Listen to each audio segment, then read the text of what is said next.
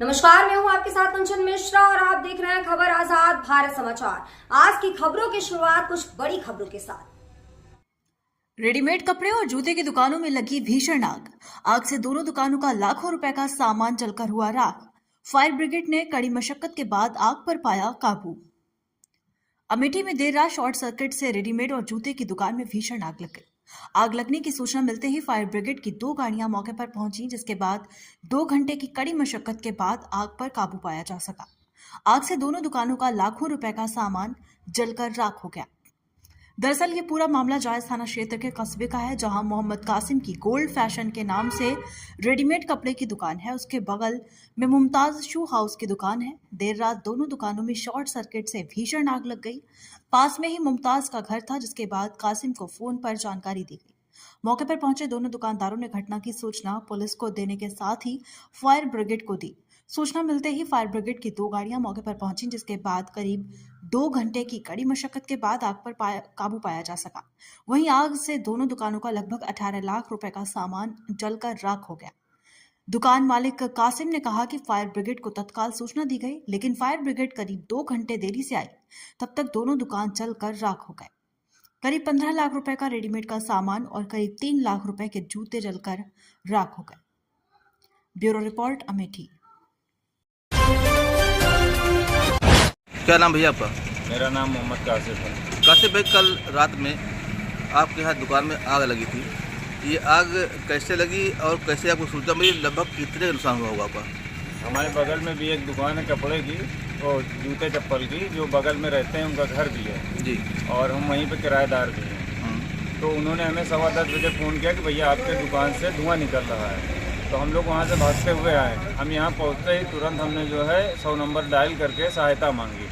सहायता यहाँ पहुँचने में पौने 1 घंटे लग गए थे और वो लोग जब आए भी तो छोटी गाड़ी लेके आए, जिससे कोई भी हमें मतलब सुविधा समझ लो प्राप्त ही नहीं हुई है। तो उन्होंने जिला मुख्यालय फ़ोन करके जब बड़ी गाड़ी मंगाई है, तब जाके आग पे करीब 1.5 से 2 घंटे बाद काबू पाया।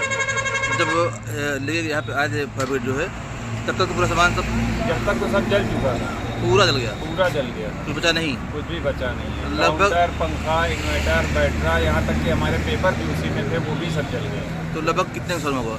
हमारा समथिंग 15 लाख के आसपास का नुकसान हुआ, जो कपड़ा था, और उसके बाद जो फर्नीचर वगैरह था, इन्वर्टर वगैरह था, वो अलग।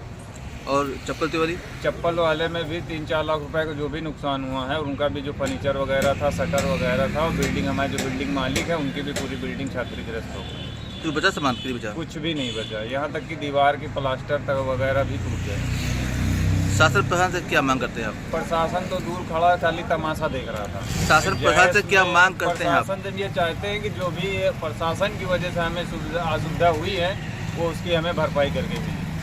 इतना बड़ा जैसे फायर स्टेशन है, अगर एक आग लग जाती है तो बुझाने के लिए दमकल नहीं है। छोटी गाड़ी लेके आते हैं, जैसे पानी पिलाने के लिए टंकी लेके आए हों। क्या नाम भैया आपका? भैया, रात में आपके दुकान में आग लगी थी, कैसे घटना हुई है और लगभग कितने नुकसान हुआ होगा आप लोगों का? नुकसान तो हमारा 4 लाख से कम नहीं हुआ, इसलिए कि रात में तो हम नहीं देख पाए। तो ये हमारा आंकड़ा था कि 2 से 2.5 लाख रुपया, लेकिन 4 लाख के ऊपर का नुकसान हुआ। कैसे घटना हुई है? घटना हुई, हम सो गए थे, वही नींद हमारी लगी थी। एक लड़का इधर से गुजर रहा था, वो हमारे घर में आवाज़ दिया। उसने कहा कि बाहर निकलो भैया। हम कहा कौन है? उसको बताइए कि हम फला हैं। तो निकले, कैन देखो इसमें तो धुआं निकल रहा है।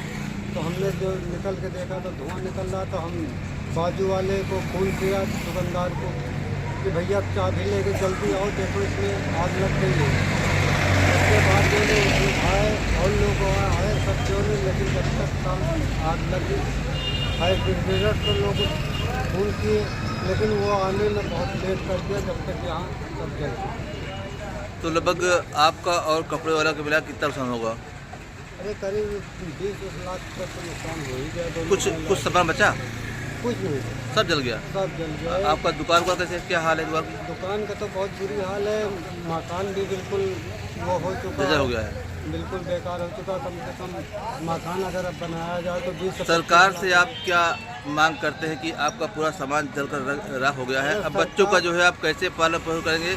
इसके लिए सरकार से आप क्या चाहते हैं? सरकार अगर मदद करेगी तो बड़ी अच्छी बात है, इसलिए कि नहीं तो हम लोग रोड पे आ जाएंगे, बच्चे क्या करें। तो आप चाहते हैं सरकार मदद करे आपकी और आपका जीवन यापन हो आपका जो? बस और कुछ नहीं, तो सरकार से मदद चाहते हैं कि अगर मिल जाएगी तो हमारे बच्चे की परवरिश हो जाएगी बच्चों की।